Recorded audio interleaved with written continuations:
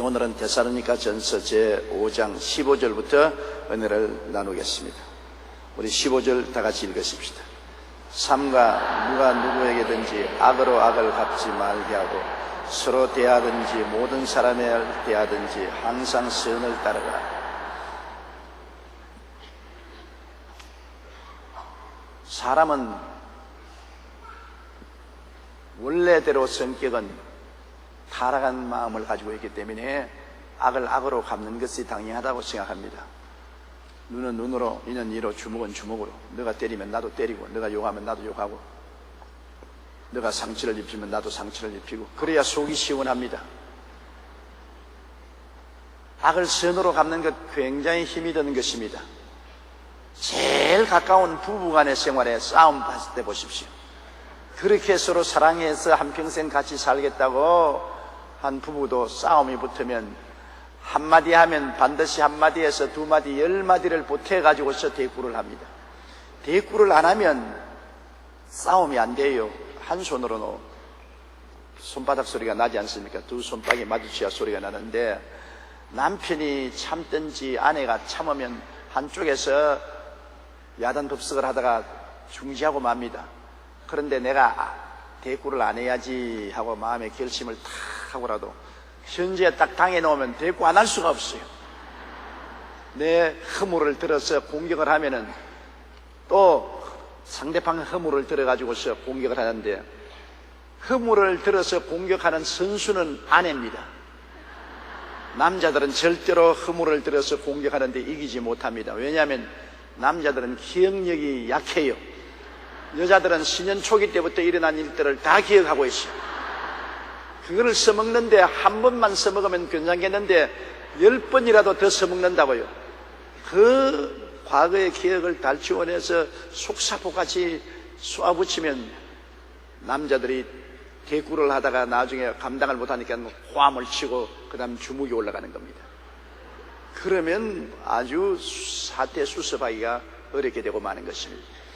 그런데 우리 인간의 본성으로서는 언제나 악을 악으로 갚으려고 하지, 악을 선으로 갚으려고 하지 않습니다만, 주님께서 우리에게 악을 이기는 길은 악을 악으로 갚지 말고 선으로 갚으라는 것입니다. 성경에는 주님께서 악한 자를 대적지 말라 하시고, 오른편 뺨을 치거든 왼뺨을 돌려대며 억지로 오리를 가든 심리를 가며 송사하여 속옷을 가지려고 하던 겉옷까지 주라. 저는 성경 읽을 때 이 구절은 언제나 근성으로 뛰어넘어갑니다. 왜냐하면 너무나 이 구절이 내 인생에 맞지 아니하고, 내가 이 구절을 읽을 때마다 주님, 나는 이거 동의할 수 없습니다. 악한 자가 오른편 뺨을 치는데 왜 내가 왼뺨을 돌려대야 되며,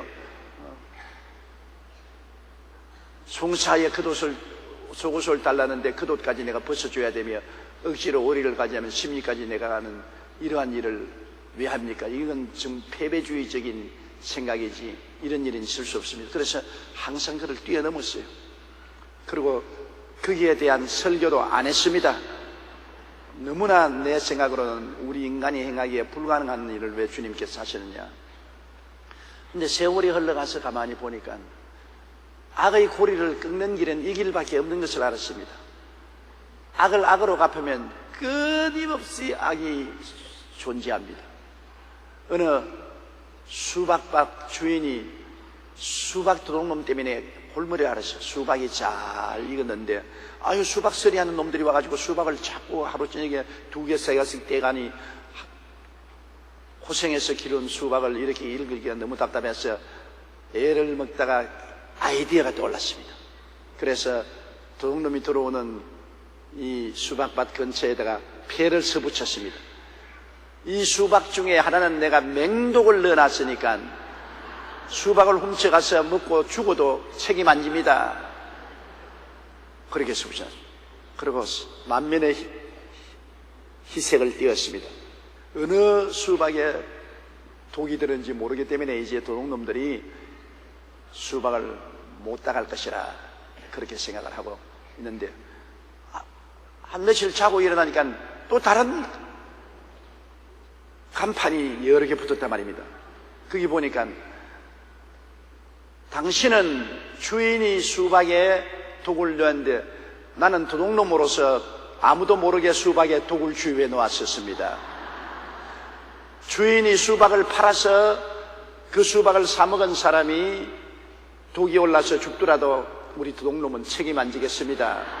도둑놈 100 그렇게 났습니다. 그러니 주인이 혼비백산을 했습니다. 이제 수박 다 팔아먹었어요. 어느 수박에 독이 들었는지 알 수가 있어야지. 그러니 장군하면 멍군하고 악의 고리는 악으로 대처하면 끝이 없습니다. 그래서 북한을 딜링하는데 햇빛 정책을 한 이유도 있어요. 반드시 햇빛 정책이 나쁜 것은 아닙니다. 왜냐하면 북한은 악의 정권입니다. 부시 대통령이 말한 것처럼 김정일의 정권은 악의 정권입니다. 사탄이 잡고 있는 정권입니다. 개망나니 같이 자기들 마음대로 하는 거예요. 금시한다 했다가 금시 안 한다 했다가 금시하자 했다가 안 한다 했다가 남북 철도를 연결해서 축하 예식을 드리다 했다가 또 당장 또 그날이 오면 안 한다 했다가 김대중 씨 방문하라 했다가 또 하지 마라 했다가 아주 악의 정권입니다. 원자핵을 개발해서 원자탄을 개발했다가 또 미사일을 개발하고 쏜다 했다가 안 쏜다 했다가 미쳐요, 미쳐. 그냥 그 따라가면. 그러니 그러한 사람하고 무슨 일을 합니까? 그러한 악의 집단하고 악으로 대항하면 견디낼 수 있습니까? 우리 대한민국 같은 자유민주주의 체제에서 북한같이 악으로 똘똘 뭉친 독재 정권하고 어떻게 대항을 합니까? 국민들은 안중에도 없습니다. 북한에 무슨 국민이 안중에 있습니까? 한 500만 공산당원만 살면 다른 국민들은 다 굶어 죽어도 좋다고 하는 그런 상황인데 어떻게 하겠습니까? 그러니까 주먹은 주먹으로 눈은 눈으로 이는 이로 하겠다면 다 상처투성이가 되고 마는 것입니다. 할 수 없이 끌어안는 길밖에 없죠. 자꾸 끌어안는, 배고프다면 먹이고 목마르다면 마시우고 끌어안는 길밖에 없습니다.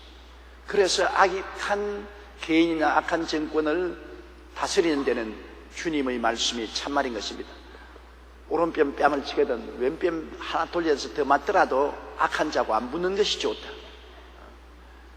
송사에 속옷을 달라면 겉옷을 줄지라도 큰 손해가 안 나는 일이면 겉옷까지 벗어주고 송사 안 걸리는 게 좋다.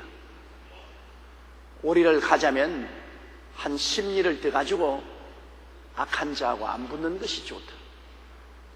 악한 자하고 붙어놓으면 끝이 없습니다. 악한 여인하고 싸움이 붙으면 떨어지는 물방울 같이 계속 똑똑 떨어지고 끝이 없다는 것입니다. 이 세상에서 악한 자를 만나는 것마다만큼 몸서리치는 것이 없습니다. 여러분, 악한 남편 만난 부인은 정말로 신세 망쳤습니다. 그 악이 끝이지 않아요. 또 악한 부인 만나면 그 남자 신세 망쳤어요. 그 악이 끝이지 않아요. 그러면 그 악을 같이 대결하시는 도저히 견딜 수가 없습니다. 악을 이길 수 있는 길은 선을 베푸는 길밖에 없습니다. 그래서 성경에 원수가 줄이거든 먹이고 목마르거든 마시오라. 원수 갚는 것이 내게 있으니 내가 갚으리라. 악한 자에게 선을 베풀 때 우리는 주님께 의지해야 되는 것입니다. 우리의 선을 따라 주님께서 우리를 응답해 주시는 것입니다. 악한 자는 결국은 망해요. 행악자를 인하여 불평하여 하지 말며 불의를 행한 자를 투기하지 말지어다. 저는 풀같이 숙히 배임을 거치며 푸른 채소같이 쇠잔할 것입니다. 야훼를 의뢰하고 선을 행하라. 땅에 거하여 그의 성실로 식물을 삼을지어다. 또 야훼를 기뻐하라. 저가 내 마음의 소원을 이루어 주실 것이다. 악한 자가 왕성한 것 같지만은 긴 눈으로 보면은 악한 자는 다 망해요. 역사상에 여러분 보세요. 우리 근세사에 보더라도 악을 행하는 나라가 다 망하지 않습니까? 독일 히틀러 얼마나 악의 집단입니까? 어마어마한 군비를 가지고서 악을 행했지만은 히틀러와 그 정권은 망했지 않습니다. 소련 스탈린 보십시오. 공산주의를 일으켜 온 세계를 불바다로 만들어 놓았던 그도 공산주의가 무너지고 망했지 않습니까? 일본의 제국주의도 천대를 같이 큰 소리 하더니만 망했지 않습니까? 악의 세력은 망합니다. 북한도 여러분 한 반세기가 지났지만은 우리 보기에는 긴 것 같지만은 하나님 보시기에는 뭐 눈 깜박할 사이죠. 저것도 오래 가지 않습니다. 악의 세력은 정말 정문에서 자라는 푸른 풀밭 같으나 곧이 베어지고 말라지는 것입니다. 악인을 상대하지 말고 악에게 선을 행하고 악인이 줄이거든 먹이고 목마르든 마시우고 그 머리에 숯불을 쌓아놓으라는 것입니다. 선을 행하면 머리에 숯불을 쌓는다. 여러분 머리에 숯불을 이고 있으면 어떻게 됩니까? 타내려가지 않습니까? 숯불이 머리 위에서 좋다가 춤추고 있습니까? 숯을 피워놓으면 머릿속에서부터 골로 타내려가요. 죽는다 그 말인 것입니다. 우리가 악인에게 굶주릴 때 먹여주고 목마를 때 마시우면 그 머리에 하나님의 심판의 숯불을 쌓아놓는 것이라는 것입니다. 절대로 하나님께서 악이 번창하게 내버려 놓지 않습니다. 그렇다면 온 세상인 악인이 천지가 되고 말 것인데 인류 역사를 통해서 보게 될 때 악한 개인과 악한 나라가 영원히 번창한 일이 없습니다. 언제나 선한 나라, 선한 개인이 번창했지 악한 나라가, 악한 개인이 번창하지 않았습니다. 이러므로 악은 언제나 그 종말이 하나님의 심판을 받는 것입니다. 악의 한도가 차면은 하나님이 심판하시는 것입니다. 그렇기 때문에 그 하나님의 심판을 땡기는 것이 악인에게는 굶주리기든 먹이고 목마르든 마시우고 긁었으면 입혀서 선을 베풀면 그 선을 베푼 만큼 심판의 숯불을 그 머리 위에 붙여놓는 것입니다. 그리고 심판은 하나님이 행하시는 것입니다. 이렇기 때문에 우리 예수 믿는 사람들은 이 하나님의 심판을 알고 있기 때문에 절대로 악을 악으로 갚으면 안 됩니다. 그러면 똑같이 되고 말아요. 하나님을 바라보고 하나님의 약속을 의지하고 선을 행할 수 있습니다. 하나님 없는 사람은 절대로 악을 선으로 갚을 수가 없어요. 그런 마음의 여유가 없습니다. 오른뺨 뺨을 치면 나도 왼뺨을 들어치고 그도 속옷을 달라면 송사에서 같이 대결하고 그렇게 할 것인데 우리가 하나님을 알고 하나님을 의지하고 하나님의 은총을 알기 때문에 우리는 억울한 일을 당해도 하나님을 의지하고 악을 악으로 갚지 말고 선으로 이겨야 되는 것입니다. 오른뺨 뺨을 치면 하나님을 의지하고 왼뺨도 돌려대고 그렇게 화가 납니까? 그러면 화가 풀기 위해서 하나 더 때리세요. 송사에서 속옷을 가지려 하면 겉옷까지 내주고 큰 문제 말고 말입니다. 속옷 겉옷 없어봤자 별로 큰 손이 안 납니다. 큰 문제가 아닌 사소한 문제로 악하고 대결하지 말라는 것입니다. 무슨 큰 문제로 제주도를 달라거든 대한민국까지 다 내주며 그런 말 아닙니다, 여러분. 그건 문제가 달라요. 속옷이나 겉옷 같은 것은 때 묻은 속옷, 그것도 오래 빨래를 안 하면 이도 덕실덕실한 그 속옷 달라 그러는데 그러면 너 겉옷까지 벗어주는 거 별 손해 없어요. 큰 상처가 아닌 이상 사소한 일 가지고 분쟁을 하지 말라는 것입니다. 그것은 우리의 신앙생활에도 굉장히 필요합니다. 우리가 공동체 생활을 할 때 반드시 착한 사람만 모인 것이 아닙니다. 공동체 속에는 여러 종류의 사람들이 다 모였습니다. 성격이 급한 사람, 고약한 사람, 악한 사람들도 와 있습니다. 변화가 하루아침에 오지 않습니다.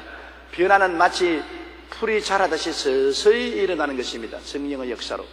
그렇기 때문에 우리가 긴 눈을 보고 기대를 하고 그냥 공동체 속에서 긁어친다고 해서 당장 쫓아내고 목을 자르고 심판을 하고 해서는 안 된다는 것입니다. 이렇기 때문에 더구나 우리 교회 같은 공동체는 약한 자를 돌보고 악을 행하는 자가 있으면 용서하고 품어서 변화를 받도록 하는 이러한 운동을 우리가 전개해야 되는 것입니다. 그러므로 삼가 누가 누구에든지 악으로 악을 갚지 말고 서로 대하든지 모든 사람을 대하든지 항상 선을 행하라. 항상이라고 말했습니다. 기분이 좋을 때나 나쁠 때나 편안할 때나 안 편안할 때나 성공했다 실패할 때나 변함없이 내 기분에 관계없이 항상 선을 행하라. 아예 그냥 선을 행하는 것이 좋다는 것입니다. 그것이 나중에 하나님의 축복을 받을 기초가 되고 악인이 심판받을 기초가 된다는 것입니다. 선이 바로 하나님이 우리에게 은혜를 베풀 수 있는 조건이 되고, 선이 바로 악인을 심판할 수 있는 조건이 된다는 것입니다. 그렇기 때문에 우리 대한민국이 북한을 대할 때 햇빛 정책을 해서 쌀도 보내주고 비료도 보내주고, 우리 교회 NGO를 통해서 콩기름 공장도 세워주고 강냉이도 심게 해주고 감자 종자 씨앗 보내는 운동도 같이 참여하고 여러 가지 일을 하는 것은 자꾸 선을 베풀어 주는 것입니다. 그러면 하나님은 그 선을 따라 우리에게 보답해 주시고, 그 선을 받고도 감사할 줄 모르고 선을 누릴 줄 못하는 자에게는 머리에 심판의 숯불을 쌓아놓게 되는 것입니다. 이러므로 우리 한국은 북한을 대할 때 성경에 써서 대해야 되는 것입니다. 우리 너와 나 주먹과 주먹으로 대하자면 너도 망하고 나도 망하고 다 망하는 것입니다. 그렇기 때문에 햇빛 정책을 북한에 대해서 해야 하는 것은 좋습니다. 조심스럽게 해야 되는 것입니다. 북한에 돈을 주어서는 안 돼요. 그거 가지고 원자탄 미사일 만드는 데서이기 때문에 돈을 주면 안 됩니다. 필요한 물자, 쌀을 주고 비료를 주고 옷을 주고 이하품 보내는, 인간이 살아가는 데 근본적으로 필요한 것을 도와주는 것은 우리가 항상 도와줘야 됩니다. 동포애적 입장에서 뿐 아니라 하나님 말씀을 실천하기 위해서 선을 베푸는 것입니다. 먼 눈으로 보면 언제나 선한 사람이 창성합니다. 온유한 자가 땅을 기업으로 얻는다고 했습니다. 마음이 부드럽고 따뜻한 사람이 땅을 기업으로 얻어서 화평을 누리고 산다는 것입니다. 악한 자가 땅을 기업으로 얻어 창성하리라고 말 안 했습니다. 사람도 온유한 사람, 국가도 온유한 국가가 창성하고 복을 받는 것입니다. 하나님이 살아계시기 때문에 그런 것입니다. 이러므로 여러분 억울한 일을 당할 때도 하나님을 생각하십시오. 하나님은 온유한 사람을 축복해 주어서 결국에는 땅을 차지하고 성공을 하고 복을 받도록 만들어주는 것이지, 악한 자에게 하나님께서 복을 주시지 아니하는 것을 알아야 되는 것입니다. 그러므로 항상 선을 행하라. 항상 선을 행하는 우리들이 되겠습니다. 더구나 우리 가족에, 남편은 아내에게, 아내는 남편에게, 부모는 자식에게, 자식은 부모에게, 그리고 이웃에게, 그리고 원수에게라도 선을 베풀어야 되는 것입니다. 세상에 선한 사람만큼 아름다운 것이 없습니다. 하나님은 좋은 하나님, 선한 하나님인 것입니다. 선은 하나님께 속하고 악은 마귀에게 속한 것입니다. 하나님은 반드시 악을 심판하고 마는 것입니다. 절대로 악을 그대로 두지 않습니다. 내 짐을 야훼께 맡기라고, 우리가 억울한 일을 당하고 섭섭하고 답답한 일을 당했은 것도 선을 행하면서 하나님께 맡겨야 되는 것입니다. 하나님이 심판은 틀림없이 심판합니다. 하나님은 아주 세밀하게 심판한 것입니다. 악인이 큰 나무같이 우거졌으나 잠시 후에 지나다 보니까 흔적도 없다라고 시편 37편에 말했습니다. 우리도 과거 지나간 세월을 돌아보십시오. 장성하던 악인이 오늘날 세월이 지나고 난 다음 돌아보니 흔적도 없습니다. 인생이란 예수 그리스도를 믿고 하나님을 섬기는 것 이외에 모든 것이 다 헛되고 헛된 것입니다. 누구나 악을 행하는 것이 얼마나 헛된 것입니까? 하여튼 며칠 전만 하더라도 월드컵으로 온 나라가 그냥 들썩하더니만 다 잊어버렸어요. 다 잊어버렸어요. 벌써 다 조용하고 다 잊어버렸어요. 세상이란 그런 것입니다. 시간이란 흐르는 물과 같아서 한 이벤트는 흘러가 버리고 다른 이벤트가 또 다가오고 그런 것입니다. 오직 영원한 것은 하나님 아버지밖에 없는 것입니다. 영원한 것은 예수 그리스도의 십자가의 사랑밖에 없는 것입니다. 그러므로 하나님을 의지하고 십자가 사랑을 실천하면서 사는 것이 영원한 축복인 것입니다. 우리에게는 영혼을 가지고 있습니다. 모든 것은 시간에 속한 것입니다. 나라도 개인도 다 시간으로 흘러 지나가고 마는 것입니다.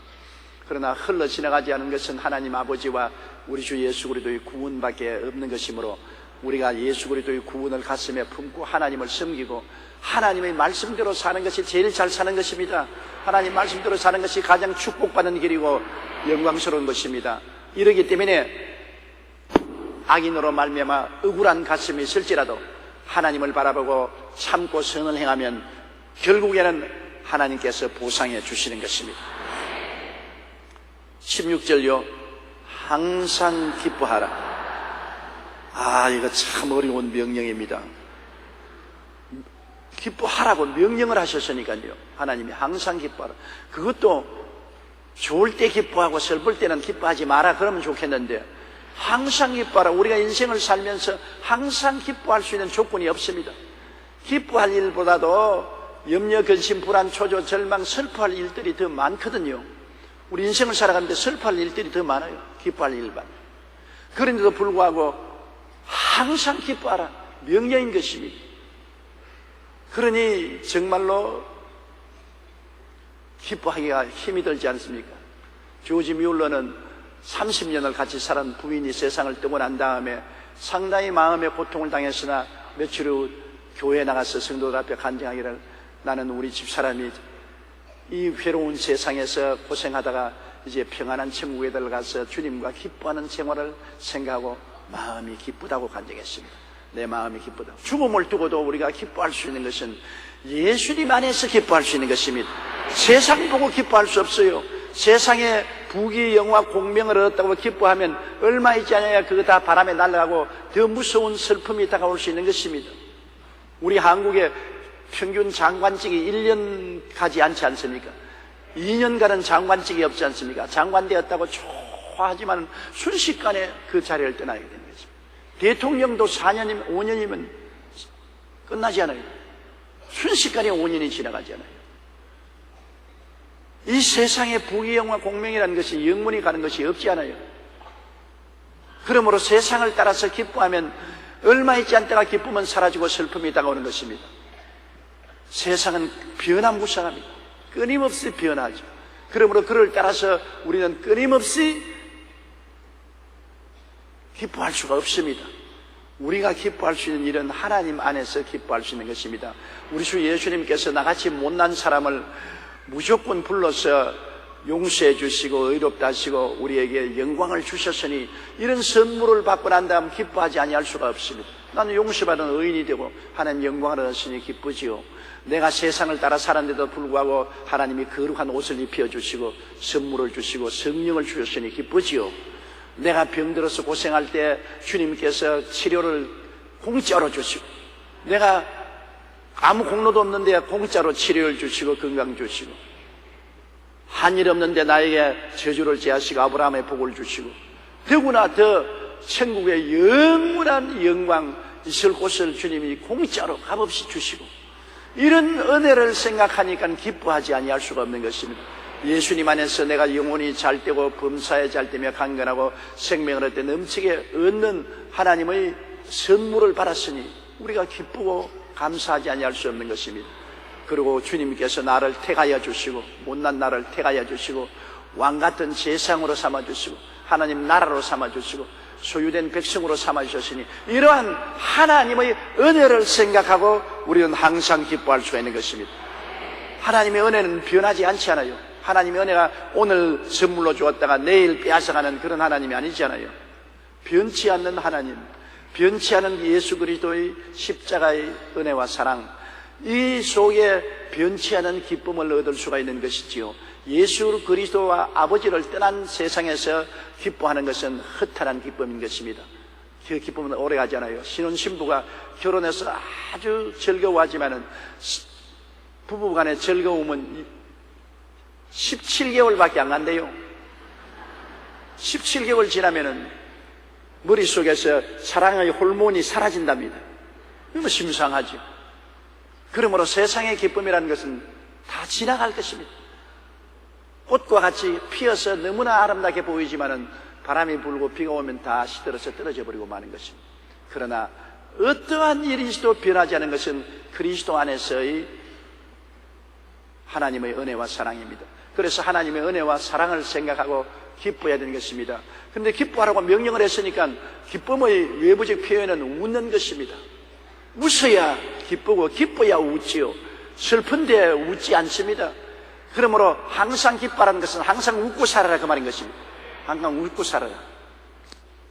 웃는 것이 좋잖아요. 어느 망하는 회사에 새로운 사장이 들어왔는데 그 사장이 얼마 있지 않냐여 그 회사를 완전히 새로 탄탄하게 세워놓았다는 것입니다. 사원들이 전부 다 단결을 하고 열심히 일을 해서 생산성을 높이고 회사를 흑자로 돌리는데, 그 비결이 뭐냐? 들어오자마자 회사 앞에 웃는 마크를 크게 붙였어요. 웃는 마크를 붙였어요. 그 다음에는 가슴에다가 사장부터 모든 사원들에게 웃는 마크를 붙였어요. 웃는 마크를 붙였어요. 그리고 회사의 모든 기계와 시설에도 전부 웃는 마크를 붙였어요. 앞을 봐도 웃고 뒤를 봐도 웃고 동을 봐도 웃고 서로 봐도 웃고, 그리고 사장님이 솔솔솔해서 사원들에게 늘 웃는 그 생활을 하고 있어요. 사장이 와서 모든 사람 보고 싱글벙글 웃고 있어요. 그러니까 웃음은 전염성이 있습니다. 웃는 사람 보고 같이 안 따라 웃을 수가 없어요. 그렇기 때문에 사장이 웃으니까 중역들이 웃고 사원들이 웃고, 웃음 캠페인이 일어나서 그 회사가 모두 다 웃기 시작하자 불평불만이 사라지고 서로 단합이 일어나고 열심히 일해서 생산이 높아지고 흑자로 돌아섰다는 기록을 제가 읽어본 적이 있는 것입니다. 그러므로 우리 가정에도 웃음 캠페인을 하는 것이 어떨까요? 대문에 웃음을 하는 그림을 탁 그려놓고, 그 다음에는 여러분 남편도 부인만 보면 싱글벙글 웃고, 부인도 남편만 보면 싱글벙글, 부모와 자식들이 서로 바라보고 싱글벙글, 이웃도 바라보면 그저 싱글벙글. 웃으면 전염성이 있어서 많은 사람들에게 웃음을 가져오고, 웃음이 있으면 기쁨의 샘이 솟아오르기 시작하는 것입니다. 먼저 웃어야 기쁨의 샘이 솟아오르지요. 기뻐서 웃겠다면 별로 기뻐할 일이 없지 않아요. 하루 종일 여러분 지내보십시오. 기뻐할 일이 별로 없지 않아요. 그런데 자꾸 웃으면은 마음속에 기쁨이 샘이 솟아오릅니다. 우리 사람의 마음은 기뻐할 이유를 모릅니다. 웃으면 기뻐야 되는가 보다 하고 기쁨이 솟아오르기 시작하는 것입니다. 기뻐할 이유를 몰라요. 우리 잠재의식은요.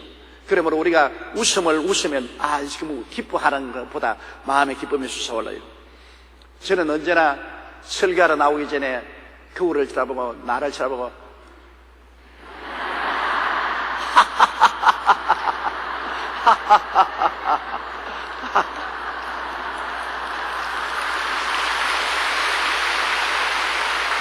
그렇게 웃고 나옵니다. 항상요.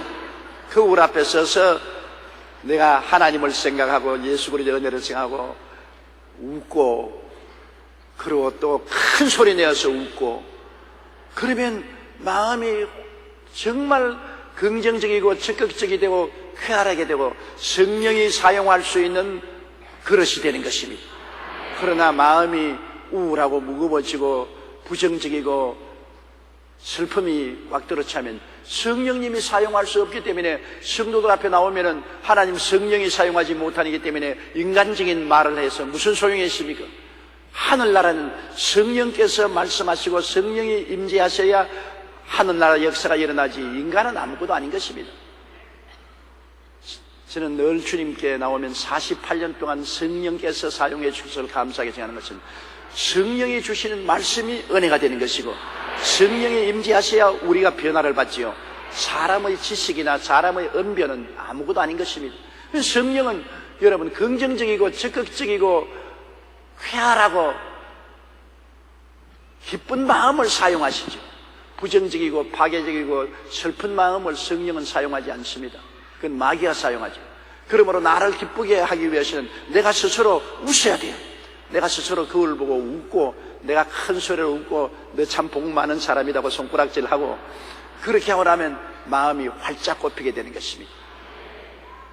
웃는 것이 여러분의 건강에 얼마나 좋다고요.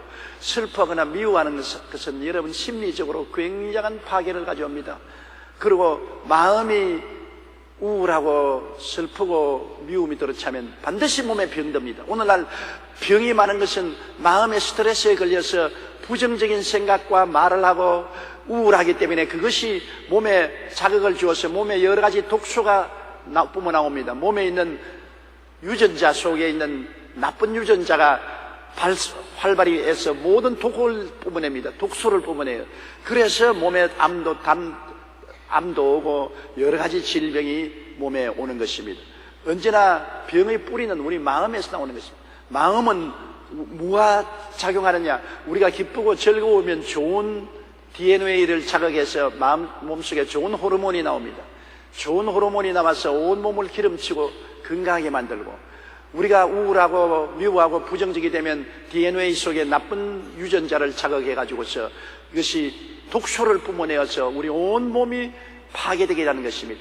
오늘날은 과학적으로 그것을 증명하고 있지만은, 여러분, 성경에는 이미 잠언서에 마음의 즐거움은 양약이라도 마음의 슬픔은 뼈로 마르게 한다고 말한 것입니다.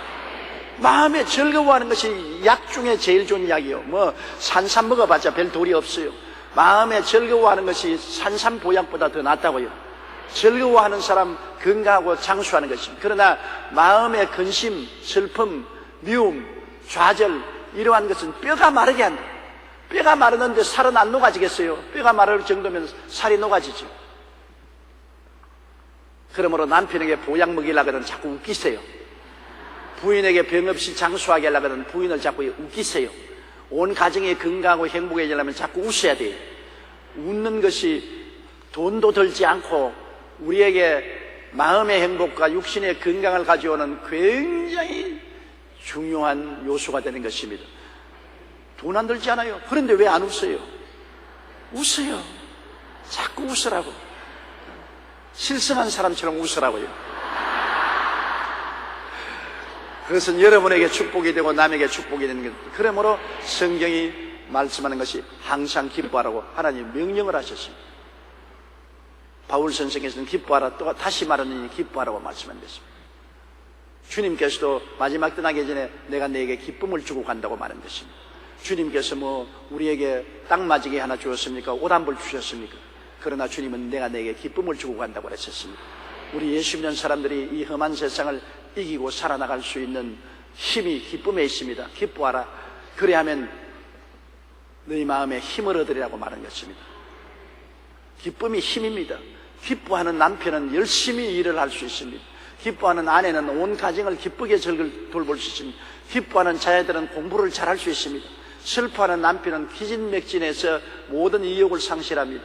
슬퍼하는 부인은 가정사를 돌보고 싶지 않습니다. 집을 떼치고 나가고 싶습니다. 기쁨이 없는 자녀들은 반발하고 가출을 합니다. 그러므로 우리의 인생에서 기쁨으로 나오는 엔돌핀이 얼마나 우리를 유익하게 하며 슬픔이 가져오는 파괴력이 얼마나 무섭다는 것을 압니다. 이렇기 때문에 주님은 우리 보고 기뻐하라. 우리는 주님 안에서 기뻐할 이유가 너무나 많습니다. 예수님의 은혜를 생각하고 기뻐해야 되는 것입니다. 그리고 슬픔이 안 다가올 수 없지만은 슬픔이 다가오면 우리는 내려놓을 때가 있어요. 짐을 짊어지고 내려놓을 때가 없으면 늘 그 짐을 지워셔야 하기 때문에 그렇지만 우리는 주님 앞에 나와서 통곡하고 기도하며 다 내려놓을 수 있는 것입니다.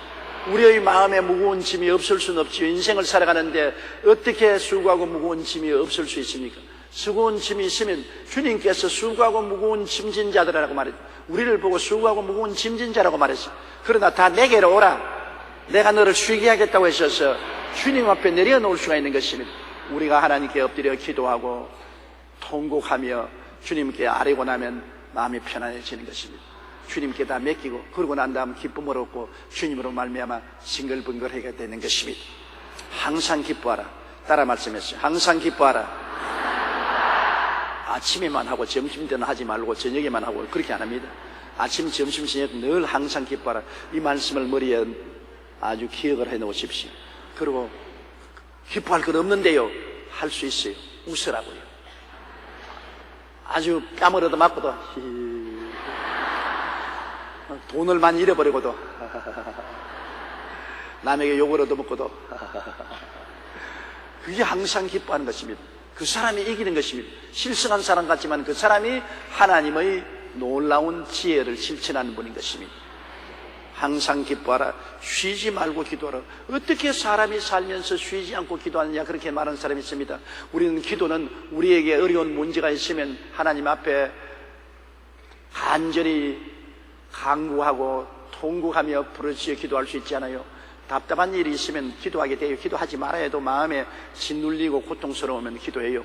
그러므로 그런 기도가 있고 그 다음에 이웃을 위해서 기도하는 대속의 기도도 있지 않습니까?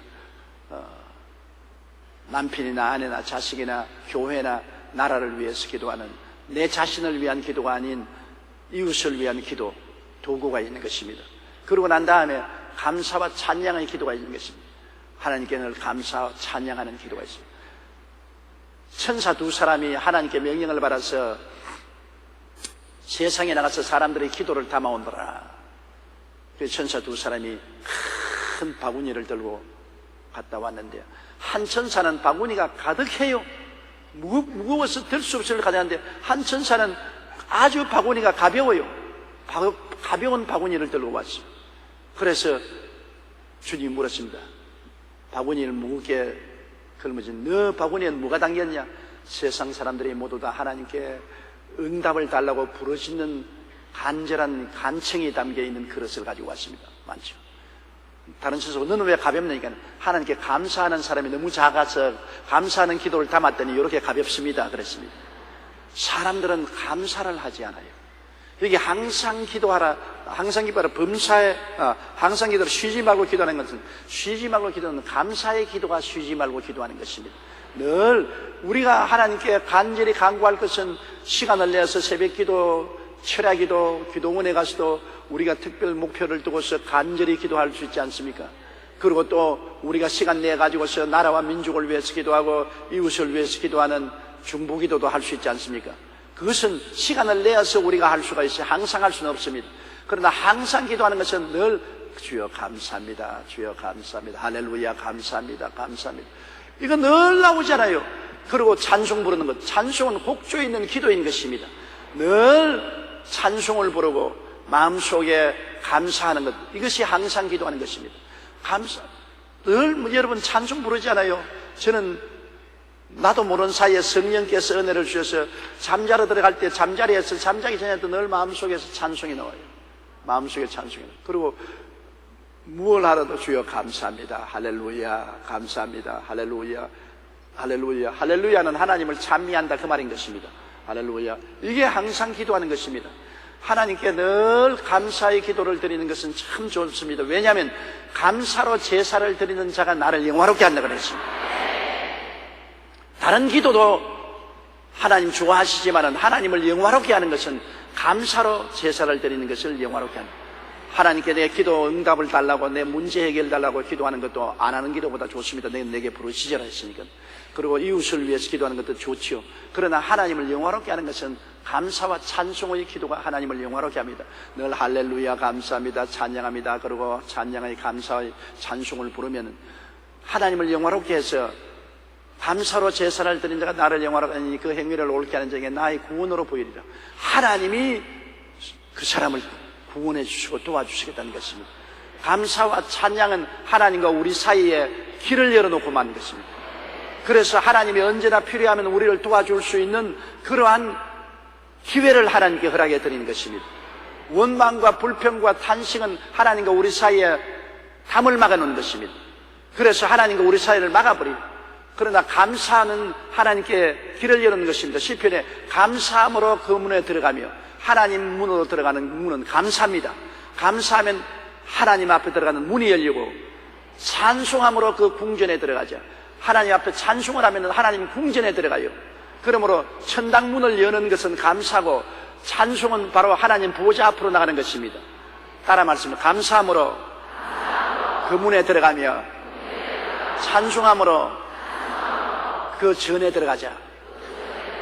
그러므로 얼마나 중요합니까? 여러분이 감사하면 천국 문을 자꾸 열어놓는 것입니다. 천국 문을 감사함으로 문에 들어가고 찬송함으로 그 궁전에 들어가서 하나님을 경배할 수 있는 것입니다. 이렇기 때문에 항상 하늘 문을 열어놓고 하나님의 손길이 여러분에게 임하게 하는 것은 평소에 늘 감사 찬송을 하는 것입니다. 원망 불평은 마귀를 청하는 것이고, 감사 찬송은 하나님을 청하는 것입니다. 이스라엘 백성이 광야에서 원망 불평하다가 마귀를 자꾸 청해가지고서 하나님의 심판을 받았지 않습니까? 이러므로 우리가 모르는 사이에 우리가 자꾸 마귀를 끌어들이는 것은, 마귀는 원망과 불평 전문가입니다. 아담과 하와가 그렇게 아름다운 낙원에 있으면서도 원망 불평하게 만들었습니다. 그건 왜냐? 너희가 동산 실과를 다 먹지 말라고 하느냐? 언제 그랬어요? 그런데 꼭 그렇게 꼬부라지게 말을 하거든. 하나님이 동산의 실과를 다 먹되 선악을 하는 실과는 먹지 말라 했는데, 마귀가 왔을 때는 정말 동산 실과를 다 먹지 말라고 하느냐? 불평을 심는 것입니다. 그래서 아니라, 동산 중앙에 있는 실과는 먹지도 말고 만지지 말고, 아니다, 너희 눈이 밝아 하나님처럼 될까? 질투해서 그렇게 하는 것이다. 마귀는 꼭 원망과 불평을 심어주어서 하나님을 반역하게 하고 하나님 앞에 문을 막아버립니다. 아담과 하와가 마귀 말 듣고 불평하고 선악과 따먹고 에덴에서 쫓겨났지 않습니까? 원망과 불평은 오늘날도 하나님의 영광에서 우리를 쫓아내는 것입니다. 천국문에서 우리를 쫓아내는 것입니다. 감사와 찬송은 천국 문을 열어 제껴놓고 하나님 보좌 앞에 나가게 하는 것입니다. 그러므로 항상 기뻐하고 쉬지 말고 기도하는 것은 늘 감사와 찬송의 기도를 드리는 것입니다. 할렐루야만 늘 해도 돼요. 할렐루야, 할렐루야, 할렐루야. 주여 감사합니다. 주여 감사합니다. 그저 감사합니다. 그저 감사합니다. 그저 감사합니다. 그러면 그로서 하나님 앞에 항상 기도하게 되고 하나님을 영화롭게 하게 되는 것입니다. 그리고 18절요. 범사에 감사하라. 이것이 그리스도 예수 안에서 너희를 향하신 하나님의 뜻이니라. 또 범사에 감사를 했습니다. 이것도 참 어려운 하나님의 명령인 것입니다. 범사라는 것은 모든 일인 것입니다. 좋을 때나 좋지 않을 때나 기쁠 때나 슬플 때나 잘 될 때나 못 될 때나 건강할 때나 병들 때나 살았을 때나 죽을 때나 상관할 것 없이 감사하는 것입니다. 그것은 왜냐? 모든 일에 하나님께 우리가 맡겨놓으면 모든 일에 하나님이 책임을 져서 합동하여 유익이 되게 만들겠다는 것입니다. 하나님은 악을 선으로 바꾸는 힘이 있습니다. 요셉 보십시오. 형들이 그에게 악을 행하였으나 주님은 다 선으로 바꾸었어요. 마른 우물에 던져놓고 미디안 대상에게 팔아먹고 보디바르의 집에서 10년 동안 종살이하고 억울한 누명 쓰고 감옥에 들어가고 그렇게 한 모든 것이 악한 것 아닙니까? 너무나 좌절되고 절망된 것이지만 요셉이 하나님께 맡기니까 그 모든 과정이 합동하여서 애굽의 국무총리가 되도록 만들어주셨다는 것입니다. 하나님은 악을 변하여 선으로 만드는 능력을 가지고 있기 때문에 너무나 놀랍습니다. 여러분, 예수님이 십자가에 못 박인 것이 얼마나 흉악한 일입니까? 하나님의 아들이 십자가에 못 박이다니 흉악하고도 이렇게 흉악한 일이 있을 수 있습니다. 마귀들은 뛰어 춤추고 악인들은 이제는 예수가 죽었다고 바리새교인, 사두개인, 교법사, 대제사장들 춤추고 유대인들 좋아했었습니다. 그런데 사흘 만에 하나님은 뒤엎었습니다. 그 흉악한 일을 너무나 유익된 일로 바꾼 것은 주님께서 부활해버리고 말한 것입니다. 부활해서 주님이 그 부활을 통해서 사망 권세 멸하고 마귀의 정사와 권세를 다 빼앗아버리고 영원한 멸망을 제하고 우리에게 천국을 허락해 주신 것입니다. 십자가의 가장 흉악한 사건을 가장 우주적인 구원의 선으로 바꾸신 하나님은 뭘 못하겠습니까?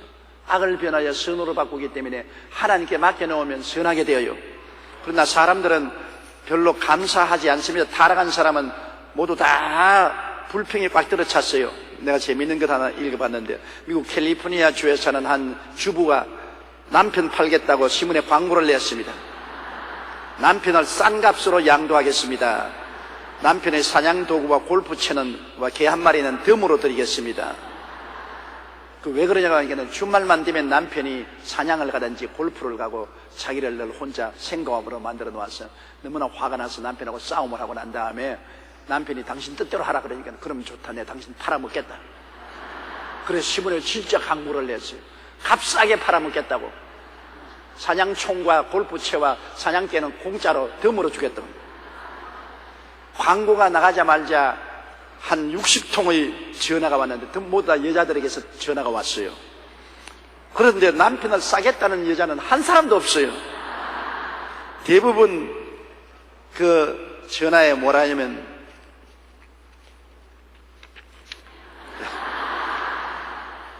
남편이 사냥하고 골프를 쳐도 남편이 살아있다는 것을 다행으로 여겨라. 나는 남편이 죽고 나니 너무나 외롭더라. 그러니 사냥을 하고 골프를 쳐도 남편이 집에 있다는 것이 좋다. 남편이 바람 안 피우는 것만 고맙게 여겨라. 나는 우리 남편이 죽고 혼자 살아보니 너무나 외롭다. 남편은 말고 개만 줄 수 없느냐. 내가 남편과 헤어진 뒤 혼자서 애를 키우려니 얼마나 힘든지 모른다. 남편이란 이름만 걸치고 있는 것만 해도 감사하게 생각하라. 모두 다 이런 훈계의 전화만 오고 남편을 사가겠다는 사람 한 사람도 없습니다. 그래도 못나도 남편이 있는 것이 좋다는 결론인 것입니다. 여러분, 부인이 나쁘다고 불평을 해도 병들고 고통스러우면 자식들이까지 돌봅니까? 며느리가 돌봐줍니까? 밉다 좋다 해도 부인이 그래도 똥오 좀 받아내고 수발해 주는 것입니다. 그러므로 불평을 말하려면 끝이 없죠. 그러나 감사하게 되면 하나님께서는 점점 사태를 합동하여 유익되게 만들어주는 것입니다. 스펄전 목사가 말한 것은 너무나 타당한 말씀이지요.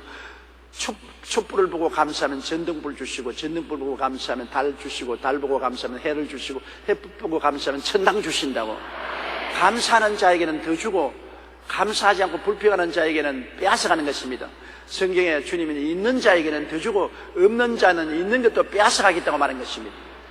멕시코의 어떤 마을에 온천과 냉천이 함께 수산하는 신기한 곳이 있습니다. 한 곳에서는 온천이 수산하고 한 곳은 냉천이 수산하니까 여자들이 많이 와서 빨래를 하면서 더운 물에 빨래를 해서 찬물에 헹구어서 가니까 관광객들이 와서 보고 이 동네 사람들은 참 행복하겠다. 이 뜨거운 물에 온천에 이렇게 빨래를 해가지고서 찬물에 헹구어서 가니 얼마나 좋냐니까 관광 가이라는 말이 아닙니다. 여기에 사는 사람들이 불평이 제일 많다는 겁니다. 왜 그러니까 왜 하나님이 온천을 주시고 냉천을 주었으면 더마야 비눗물이 솟아나는 비누천도 하나 줘야지.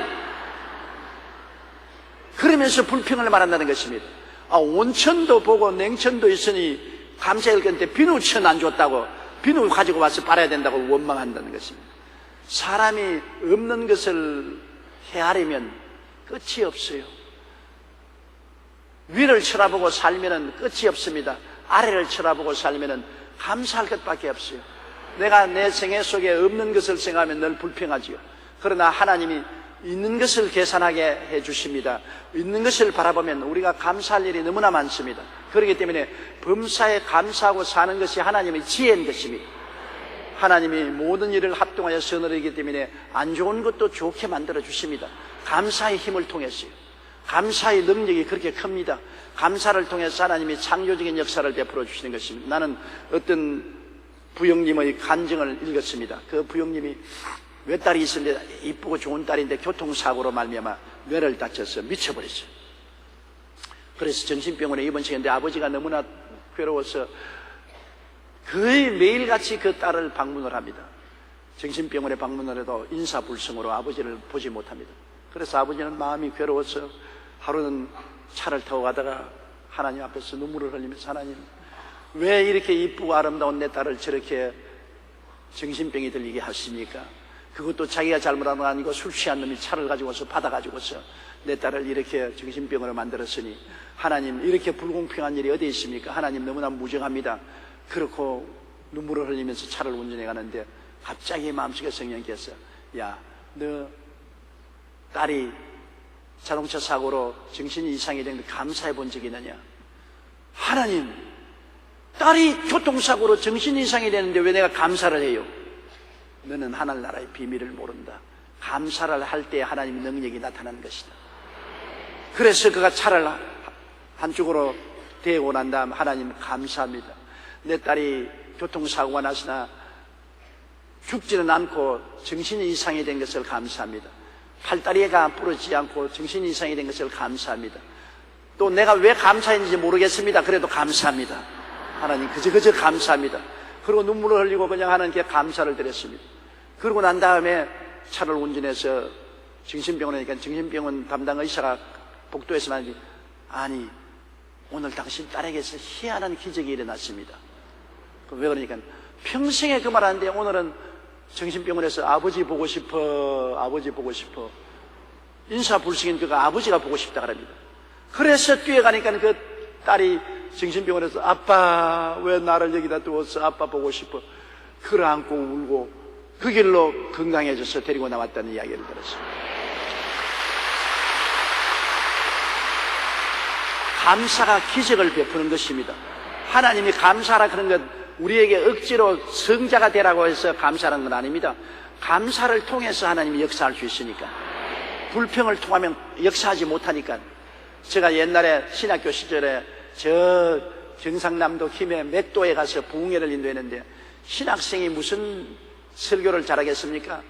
일주일을 부흥회를 조그마한 교회 사는데, 아이고, 금요일 날쯤 되니까 미천이 다 떨어져가지고 할 말이 없어요.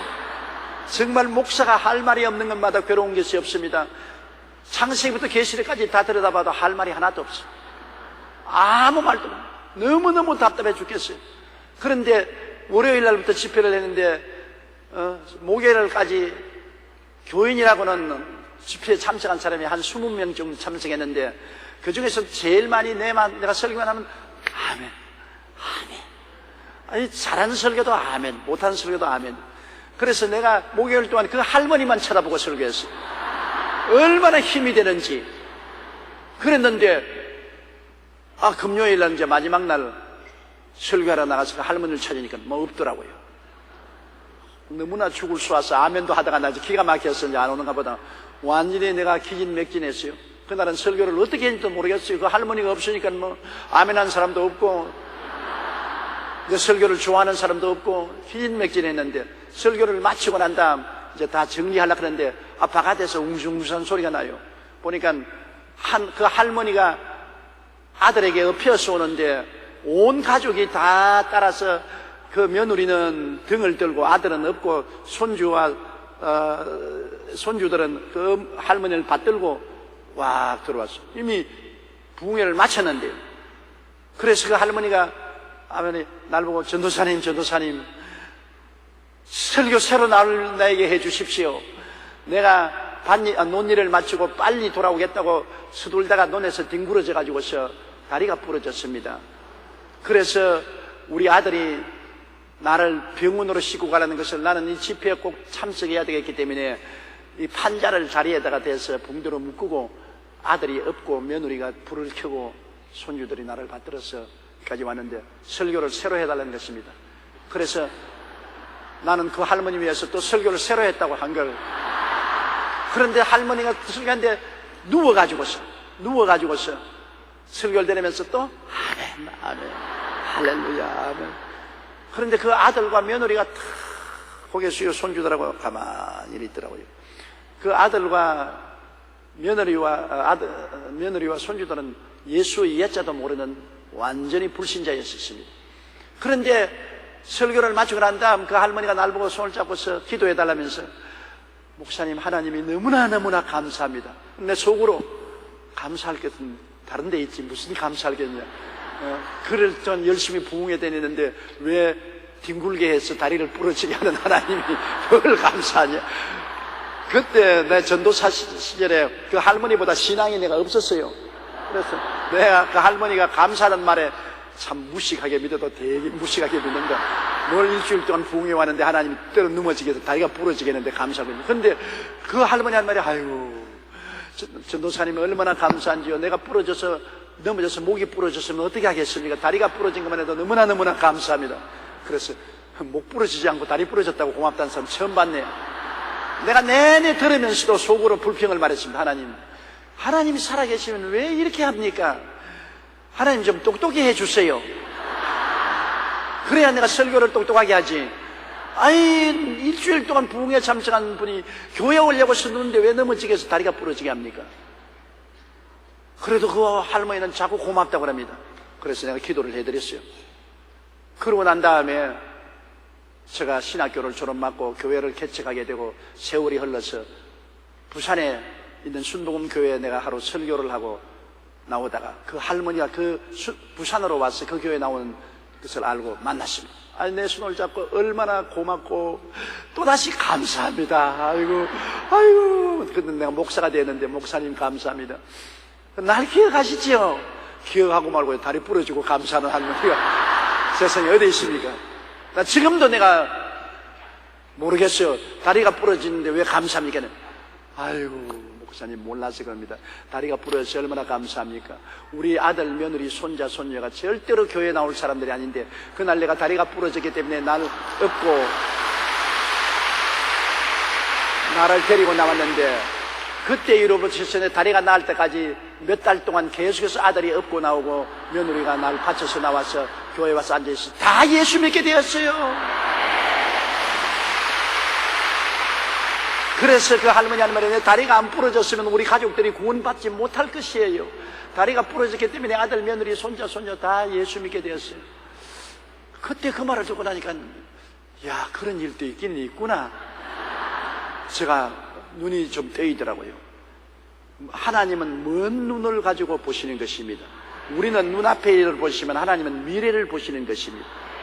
감사하니까 합동하여 유익을 이루지 않습니까? 그 할머니가 원만 불평 탄식하고 교회 오는 것도 집에 치워뿌리고 그렇게 했으면 가족들이 구원받았겠습니까? 감사로 찬송을 제사를 드리는 자가 나를 영화롭게 하느니 그 행위를 옳게 하는 자에게 하나님의 구원으로 보이리라. 감사가 바로 하나님의 구원을 가져오는 길이 되기 때문에 감사하는 것입니다. 뭐 현재 여러분이 느끼는 당하는 그 고통과 괴로움이 감사할 일이라 그런 건 아닙니다. 그런 가운데서 감사해야 하나님이 나타날 수가 있다는 것입니다.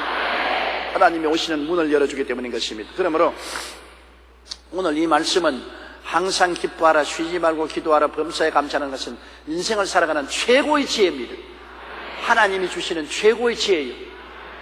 인생을 여러분 성공하고 사는 것은 지식이 아닙니다. 지혜입니다.